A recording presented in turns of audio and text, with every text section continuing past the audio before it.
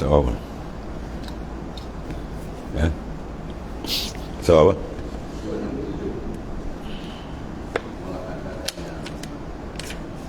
Ayat apa?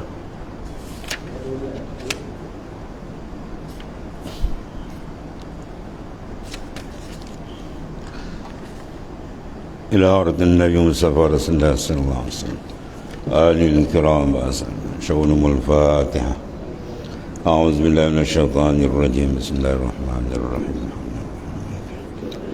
إياك نعبد وإياك نستعين اهدنا الصراط المستقيم صراط الذين أنعمت عليهم غير المغضوب عليهم ولا الضالين آمين. ولا حول ولا قوة إلا بالله. حسبنا الله ونعم الوكيل على الله. أعوذ بالله من الشيطان الرجيم. ولقد آتينا لقمان الحكمة أن اشكر لله ومن يشكر فإنما يشكر لنفسه ومن كفر فإن الله غني حميد. Dan sesungguhnya kami telah memberi kepada Luqman hikmah kebijaksanaan, serta kami perintahkan kepadanya bersyukur kepada Allah Ta'ala akan segala nikmatnya kepadanya. Dan sesiapa yang bersyukur maka faedahnya itu hanya terpulang kepada dirinya sendiri. Dan sesiapa yang tidak bersyukur maka tidaklah menjadi hal kepada Allah Ta'ala, kerana sesungguhnya Allah Maha Kaya lagi Maha Terpuji. Tafsirnya, pendapat ulama ahli tafsir tentang siapakah Luqman yang dimaksudkan dalam ayat ini. Apakah dia seorang nabi atau seorang saleh tanpa diberikan kenabian? Dan pendapat yang kedua inilah yang dianut oleh kebanyakan ulama mana kalangan mufassirin, iaitu sebagai seorang yang saleh. Bahkan kebanyakan di antara mereka bahawa Luqman adalah orang yang berkulit hitam daripada Afrika, ya, hamba dari Sudan. Dan pada satu masa dia diperintah oleh majikannya menyembelih seekor kambing. Kemudian selepas disembelihnya dia disuruh mengeluarkan 2 potong yang paling sedap. Dia diperintah supaya dipotong yang paling sedap dimakan dari anggota kambing. Maka diberikanlah kepada majikannya hati dan lidah kambing. Dia bagi hati dengan lidah kambing. Maka diberikannya kepada majikannya hati dan lidah kambing yang disembelih. Sedang beberapa hari Luqman disuruh lagi menyembelih seekor kambing oleh majikannya. Masih makan kambing ni. Dan mengeluarkan daripada kambing yang disembelih 2 ketul yang paling busuk, mana yang tak sedap. Maka dikeluarkan oleh Luqman hati dan lidahnya juga. Oh, pening. Dulu lidah dah hati, ni pun hati dengan lidah sama juga.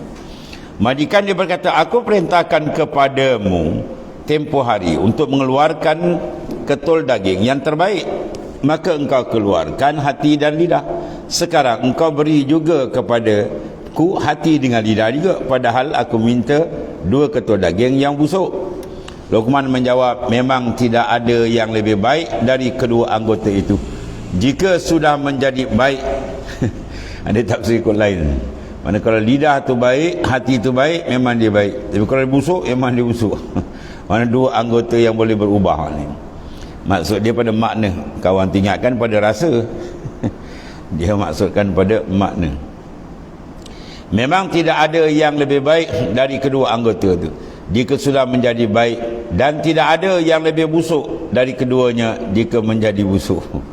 Itulah maksud dia. Hati manusia kalau dia baik, semua akan jadi baik. Kalau dia rosak, semua akan jadi rosak. Qala Allah Ta'ala wa iz qala Luqmanu libnihi wa huwa ya'izuhu ya bunayya la tusyrik billah inna syirka la zulmun azim wa wasaynal insana biwalidayhi hamalathu ummuhu wahnan ala wahnin wa fisaluhu fi amain fi amaini anishkur li waliwalidayka ilal waliwalidayka ilayyal masir wa in jahadaka ala an tusrika bi ma laysa laka bihi ilmun fala tuti'huma wa sahibhuma fid dunya ma'rufah wattabi' sabila man anaba ilayya summa ilayya marji'ukum fa unabbi'ukum bima kuntum ta'malun.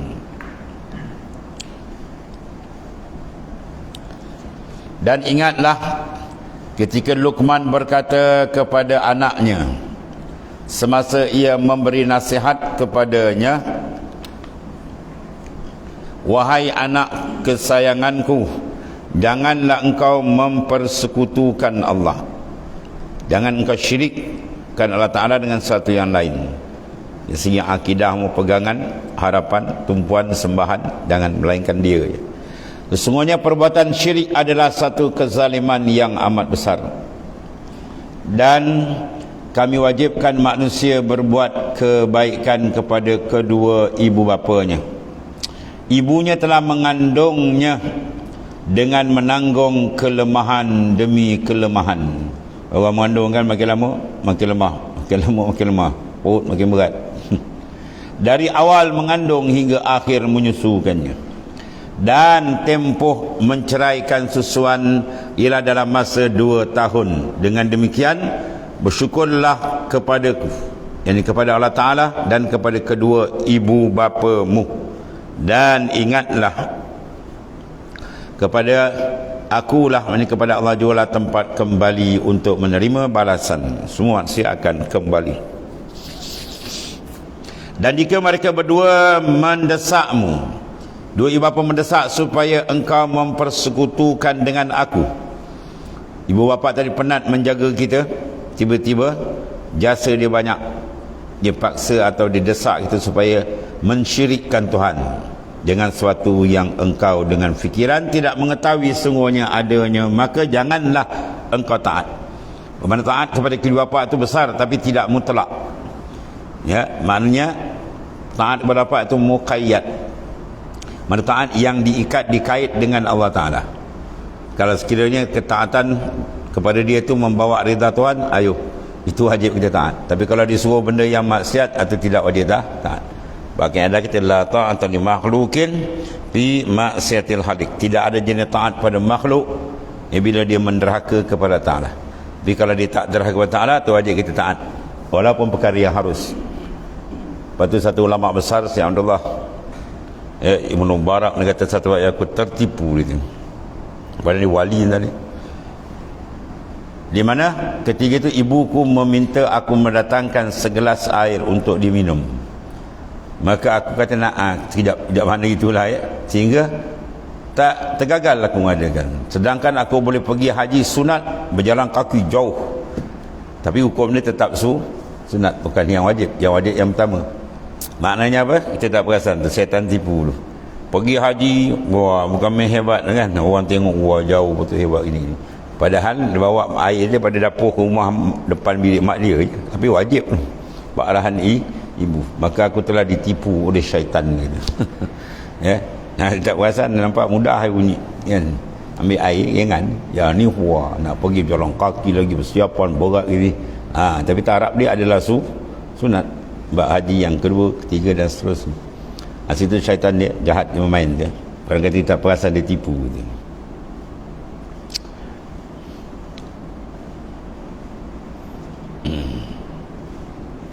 Kemudian kepada akulah tempat kembali kamu semuanya.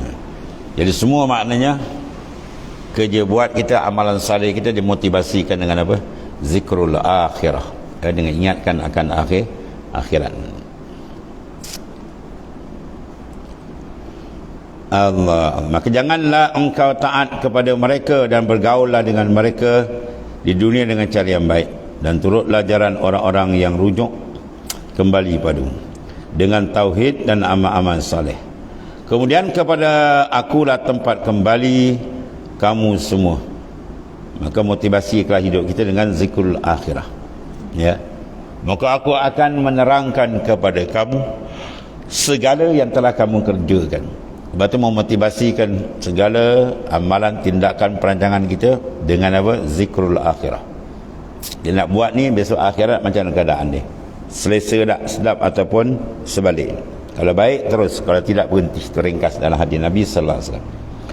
Tafsirnya Allah Ta'ala berfirman mengisahkan Luqman apabila memberi pelajaran dan nasihat kepada puteranya yang paling disayangi dan dicintai. Dia kata, wa ya bunayya, wahai anakku, janganlah engkau mensyirik, menyekutukan sesuatu dengan Allah Ta'ala. Sama ada pada zatnya, sifatnya, af'al, asma' ni jangan disekutukan, ya, kerana syirik sesungguhnya adalah perbuatan zalim yang besar.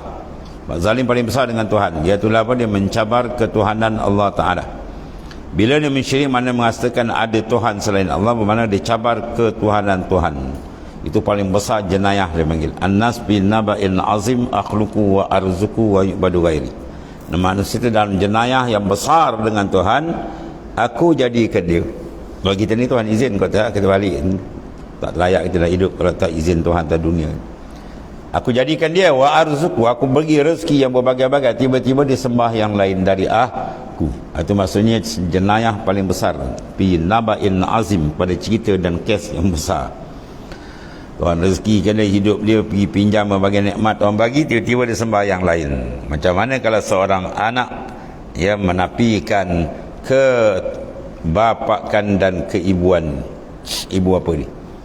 Contohnya macam cerita yang masyhur, walaupun cerita tu adalah sebagai cerita, tapi ia berpengajaran besar. Macam mana rupa si Tenggang, kan? Kita tengok, wah, cerita si Tenggang naik angin ni dia. Dia mak dia atau dia hambat, okey, kau ni siapa? Mana dia tidak mengiktiraf keibuan ibu sejati tadi. Kita tengok pun menyirap darah, kan? Cerita tu, itu baru ibu, ikatan ibu anak. Sekarang ikatan hamba dengan Tuhan lagi besar. Bila dicabar ketuhanan Tuhan, dia ambilnya yang lain, itu satu jenayah paling besar. Allah.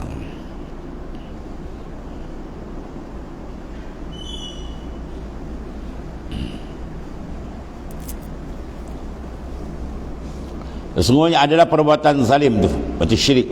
Adalah memerintah kepada hambanya agar berbakti dan bertaubat baik kepada kedua ibu apanya, kerana ibunya telah mengandungkannya dalam keadaan lemah dan melahirkan pula, ya, memeliharanya pula lagi, menyusukan dia selama 2 tahun. Di sini para doktor pakar bahkan dapat taris, Quran dah buka sini, ya, dia buat kajian kenapa kadang-kadang dah tua dia kena penyakit apa, tidak ada ketahanan usus, ya.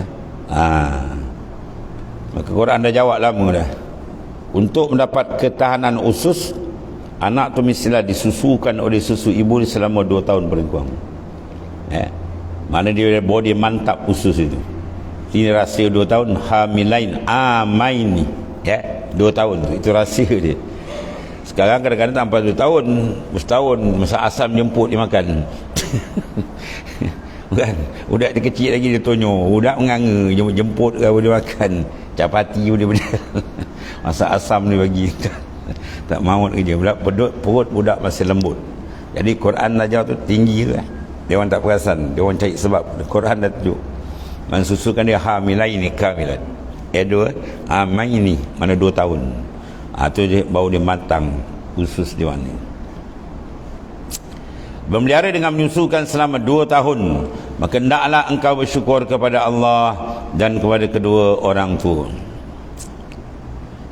Walaupun engkau berbuat baik dan berbakti kepada kedua ibu bapamu, namun apabila keduanya memaksamu, walaupun wajib Ya, selalu dirangkai lepas taat Allah dan Rasul, ibu bapa, mana besar. Tapi di sana ada satu hukum besar lagi. Namun keduanya kalau memaksa untuk menyengutukan Allah, itu tak boleh ikut dengan satu dan menyembah selainnya, maka jangan engkau mengikut mereka itu. Pernah berlaku dalam Rasulullah SAW, diugut oleh ibu dia sendiri. Dia kata, kalau engkau tak tinggalkan agama yang dibawa oleh Muhammad tu, oleh Rasulullah SAW, ya, aku akan melakukan satu tindakan. Apa? Aku tidak makan, la akuli wala ashbi, aku takkan makan dan minum. Dia buat mogok mogok, tak makan tak minum sehingga aku mati, gitu. Mak dia jaga tu. Dan bila aku mati, engkau akan digelar ya qatilal ummah, wahai orang pembunuh ibu sendiri. Wah, gelaran yang berat kau akan dapat kalau engkau tak kembali pada agama asal itu. Dia ugut anak dia berat. Anak dia kata, ya amma, wahai ibu, kalau sekiranya ada bagi kamu 1000 nyawa, mati hidup balik, mati hidup balik, mati hidup balik, aku takkan berganjak dengan akidah. Itu sahabat hebat ni. Sini tepat dengan ayat. Dalam bab akidah kita tolak ansur. Sebab yang paling besar kali ketaatan ialah mutlak dengan Allah Ta'ala. Sebab Tuhan tu menjadikan kita, menjadikan segala makhluk, termasuk ibu bapa kita.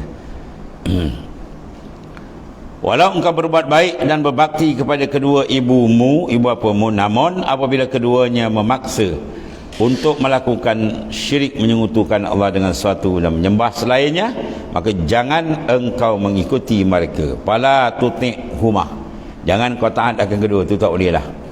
Sebab taat kepada Allah tu yang paling besar kali. Janganlah engkau mengikut mereka itu. Dalam pada itu, hendaklah engkau tetap menggauli dan menghubungi mereka dengan baik.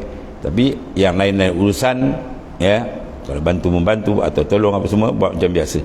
Mudah-mudahan dia tertarik hati dengan Islam, maka dia akan masuk agama Islam. Guna hormat dan sopan. Tapi urusan agama jangan terlibat urusan akidah. Jangan dia pergi arak datuk dundung ceng kau pergi ikut juga. Habis tuan-tuan. Dia ajak pergi buat apa, tolong siapkan rumah apa, tok pekong berhala, tak boleh tu. Marida bil kufri kufrun, jabaredan kufur. Tu tuan guru Muallim Haji Abdul Rahid kata. Ada pula dia kata dia pergi tolong pula, dia kata buat rumah tok pekong dia kata. Dia marah kata. Satu batu ni kalau letak dia kapi tu, dia kata. Banyak kadang-kadang tengok orang Melayu pergi tukang tu. Tak boleh, tak boleh. Tu bab akidah. Kalau tak kait akidah lain, ya, buat dia susah makan kita bantu, tu tak ada hal. Ya, dalam bab akidah jangan. Ya. Kita pernah agak juga sekali tu, orang nak beli kereta. Dia kata mau bawa pergi semayang. Oh tak ada jual kata. Tak ada bagi kita. Bila dia takyin benda tu, dia nak beli tebu, kan? Oh, tebu you panjang lah, bagus lah, dia kata kan. I nak beli, dia kata. Kata nak buat apa? Nak bawa pergi semayang. Oh, ni tak jual. Tak jual, ni mau makan. Kalau dia tak ada kait apa, tak tahu. Kalau dia khusus dia sebut untuk urusan syirik, itu tak dibenar oleh Allah Ta'ala.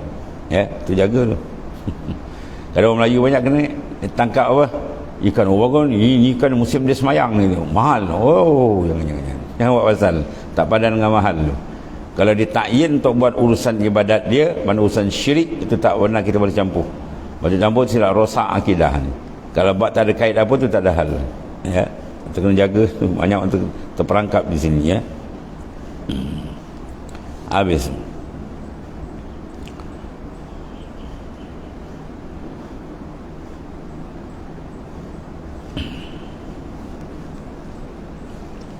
Betul.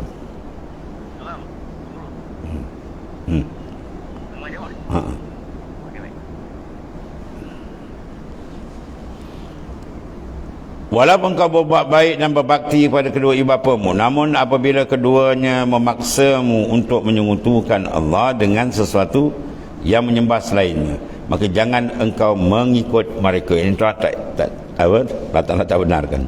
Dalam pada itu, hendaklah engkau tetap menggauli dan menghubungi mereka dengan baik dan soal yang lain, dia hormat dan sopan, biar dinampak, ya. Ikutilah jalan orang-orang yang beriman kepada Allah dan taat serta bertaubat kepadanya. Wattabi' sabila man anaba ilaih, ikutlah jalan orang yang kembali kepadaku, ini kembali kepada Allah Subhanahu Wa Taala dengan mengerjakan perintah dan meninggalkan larangan dia.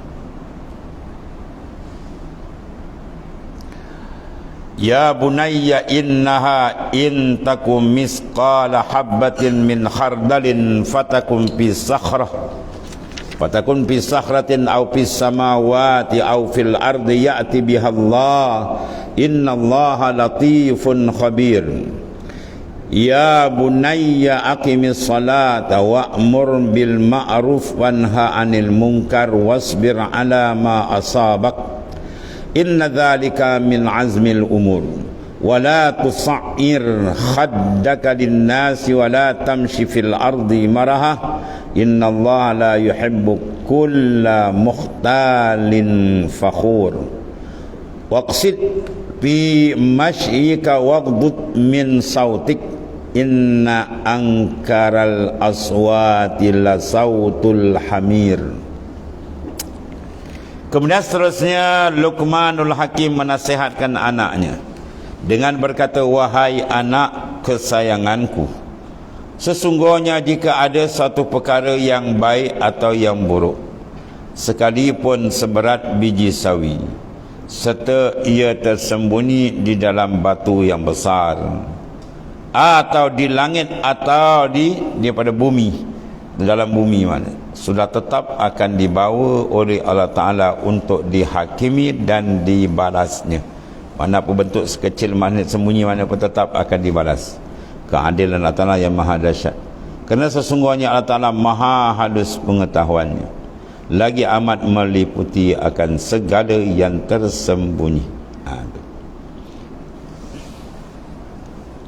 Wahai anak kesayanganku, dirikanlah sembahyang dan suruhlah berbuat kebaikan, setelaranglah daripada melakukan perbuatan yang mungkar, dan bersabarlah atas segala bala bencana yang menimpamu. Sesungguhnya yang demikian itu adalah dari perkara-perkara yang dikehendaki diambil berat melakukannya. Dan janganlah engkau memalingkan mukamu kerana memandang rendah kepada manusia, dan jangan engkau berjalan di bumi dengan berlagak sombong. Sesungguhnya Allah tidak suka pada orang-orang yang sombong, takabur dan membanggakan diri. Dan sederhanakanlah langkahmu semasa berjalan, juga rendahkanlah suaramu semasa bercakap, berkata-kata. Sesungguhnya seburuk suara adalah suara kaldai. Ya, kaldai pernah dengar bunyi dia kuat dan huduh dia suara. Maka suara yang huduh tu macam suara kaldai, jangan, tu maksudnya. Jadi amal tafsir ayat ini beberapa nasihat dan wasiat pesanan yang bermanfaat, sehingga dinukilkan, diabadikan dalam Al-Quran sah. Yang digambarkan oleh ayat-ayat di atas ini diucapkan oleh Luqmanul Hakim kepada anaknya. Dan Luqman berkata, wahai anakku, perbuatan dosa dan maksiat walau seberat dan sekecil biji sawi dan berada di dalam batu, ya, dan bumi kecil sangat, atau akan didatangkan oleh Allah Ta'ala pada hari kiamat untuk mempunyai balasan dia. Ya, amal kita sikit pun dia balas, besar baik atau buruk pun dia balas. Ya'mal misqala dzarratin khairan yarah.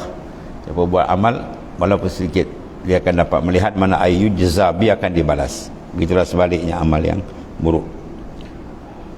Pesanan Luqman lagi, wahai anakku, dirikanlah sembahyang.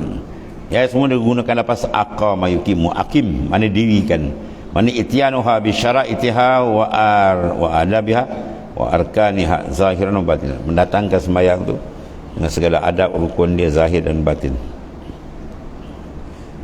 Kemudian Luqman berkata, wahai anakku, dirikanlah salat dan laksanakanlah dengan tepat pada waktu dengan ketentuan dia. Semua ada waktu kan. Kemudian syarat dan rukun-rukunnya, coba dia mendatangkan dengan baik. Lalu lakukanlah amar ma'ruf dan nahi mungkar. Amar ma'ruf, nahi mungkar, dua benda yang tidak boleh dipisahkan. Ya, kedudukan insan jadi mulia dengan sebab dia buat dua perkara ini. Amar, suruh yang baik, dan ma'ruf. Ya, amar dan amal ma'ruf, nahi mungkar. Subah ma'ruf dan tegah kemungkaran. Itu. Kemudian bersabarlah atas gangguan. Dia mesti ada benda besar, mesti ada gangguan. Lagi hebat kita buat ibadat, lagi hebat ujian dia. Dan rintangan yang engkau hadapi selagi engkau melaksanakan mana tugas amar ma'ruf nahi mungkar. Kau tugas amar ma'ruf nahi mungkar tak buat, habis jawab ni. Orang pun tak ada apa pun ni. Tak ada beri perhatian, tak ada benci, tak ada apa. Bila buat dia benda baik dan macam-macam ada ujian.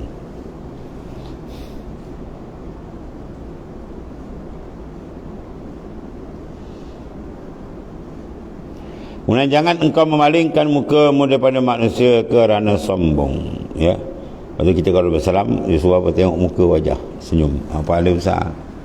Dan memandang rendah kepada orang yang berada di hadapanmu. Dipandang orang semua rendah, dia je besar.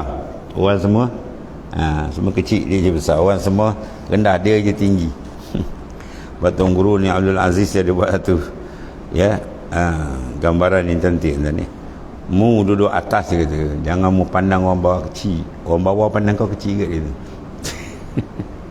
Kita duduk atas gunung, orang kita pandang kecil je. Orang bawah pandang kau pun kecil ke dia. Ya, macam tu. Jangan kau pandang orang tu kecil, orang pandang kau pun kecil. Jadi sebenarnya pandanglah kebesaran Allah Ta'ala, itu saja boleh selamat. Ya, sama-sama memandang azamatillah. Bila terselah kebesaran Tuhan, maka cantik perjalanan hidup insan tu. Lagi dia tak perasan kebesaran Tuhan, rosak. Dia akan jadi orang yang perasan, dia perasan dia besar. Maka janganlah engkau memalingkan mukamu daripada manusia kerana sombong.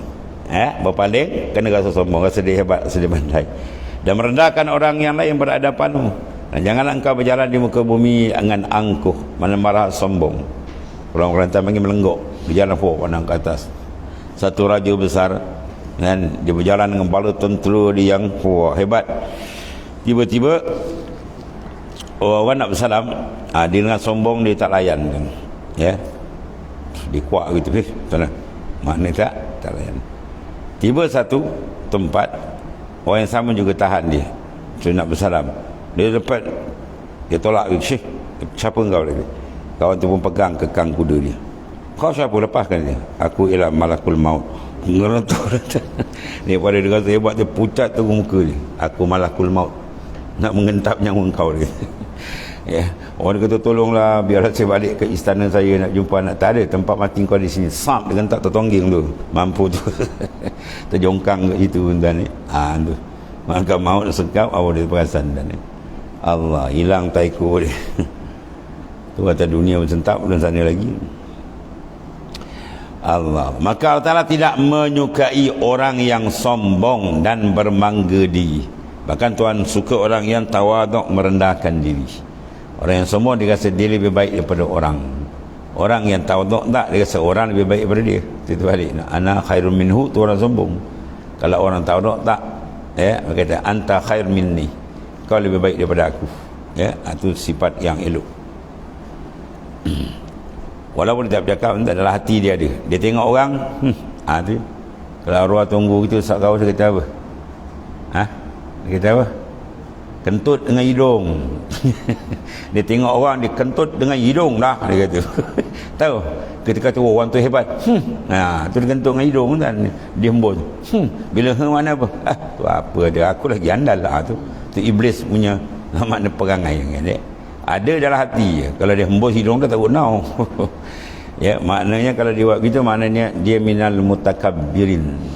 Maka orang takabur tak ada tempat dalam syurga kan. Tempat dia bukan kat syurga, sana sebelah tu. Ya, tilkad darul akhirah naj'aluha lil ladzina la yuriduna uluwan fil ardi wala fasada. Demikian negeri akhirat Tuhan cipta, Tuhan jadikan bagi orang yang tidak membesarkan diri. Ya, arti dia sifat tawaduk, itu sifat ahli syurga macam tu. Dan tidak menghendaki melakukan maksiat dan mungkar. Allah Ta'ala tidak menyukai orang yang sombong. Dia tak suka tempat dia, kita faham. Kalau dia suka, tempat dia pun kita faham di sana. Maka hendaklah engkau berlaku sederhana jika berjalan, dan jangan terburu-buru. Ya, berjalan dengan tenang. Demikian pula bila engkau bercakap, lunakkanlah suaramu. Tu. Bercakap dengan orangnya, macam beruk sakit. Kan, cakap tu biasa slow, lemah lembut. Sebagaimana orang suka. Kita suka tak kalau orang cakap kita kerakan? Kau kau ni apa ni kan, macam kena sawan ni. Jadi maknanya kalau macam mana kita suka orang kepada kita, macam itulah kita kat orang juga, bercakap dengan nada yang baik. Itu disuruh oleh syarak maknanya. Bahkan bila kita bercakap baik lemah lembut, maknanya menyukakan hati orang mukmin. Suka tak? Suka kan? Maka dapat pahala. Bahkan anda kita idkhalul syurul fil qalbi mu'min ibadatun, memasukkan gembira pada hati seorang itu ibadat. Jadi kalau bercakap dengan nada baik, ya, itu bagus. Tapi orang Melaka ni makhraj paling tepat apa? Ha dengan waw. Lagi jauh hawa kau ni dah kena hawa. Itu makhraj paling tepat dia pula. Ha wow. Macam-macam perangai dia. Dan hendaklah engkau berlaku, kerana kurang ni untuk tu dulu banyak, sekarang kurang. Hendaklah engkau berlaku sederhana jika berjalan dan jangan terburu-buru. Demikian pula apabila engkau bercakap, lunakkan tu, lembutkan suaramu, jangan menengking, jangan suara tinggi daripada orang mana. Dan janganlah berteriak terjerit-jerit, kerana seburuk-buruk suara ialah suara kaldai. Dia jerit. Ya, dulu banyak kan ni. Kadang kita tengok tu dulu kan, di tengah sidai baju, perempuan kan di tengah sidai baju. Dia punya kawan lalu kat jalan, ni mana dia jerit. Habis kat setengah kampung dengar, tu jerit-jerit. Itu elok tu. Dapat suara perempuan lah tu kan, tengah orang kata aurat, jerit-jerit. Dan jangan berteriak, dan seburuk-buruk suara itu suara himar, suara kaldai gitu. Ya, itu di antara apa? Perintah Ta'ala. Dan Allah Ta'ala berfirman tentang sifat sombong yang tercela dalam surah Al-Isra, wala tamshi fil ardi maraha innaka lan takhrikal arda walan tablughal jibala tula. Dan satu lagi ayat di sini telah terangkan, dan jangan engkau berjalan di muka bumi dengan sombong, belagak, jalan tak tengok orang, bisalam ke orang pun tak ada, tegak kepala ke atas. Ya, kerana sesungguhnya engkau tidak akan dapat menembus bumi. Kau macam mana jalan kau tak boleh tembus bumi ni. Dan engkau tidak akan dapat menyamai setinggi gunung. Kau dongak kepala kau tinggi, tak erakan orang, tak sampai hidung kau ke gunung. Maknanya apa? Tuhan murka orang yang ada dalam hati dia tu perasaan rasa hebat, rasa besar diri, maka dia buat keluar dengan perangai cara itu semua dimurkai oleh Allah Ta'ala. Wallahu a'lam. Bismillahirrahmanirrahim. Alhamdulillah. Sayyidina Maulana Muhammadin wa mawfirana inna khairal kullu bidan. Alhamdulillah.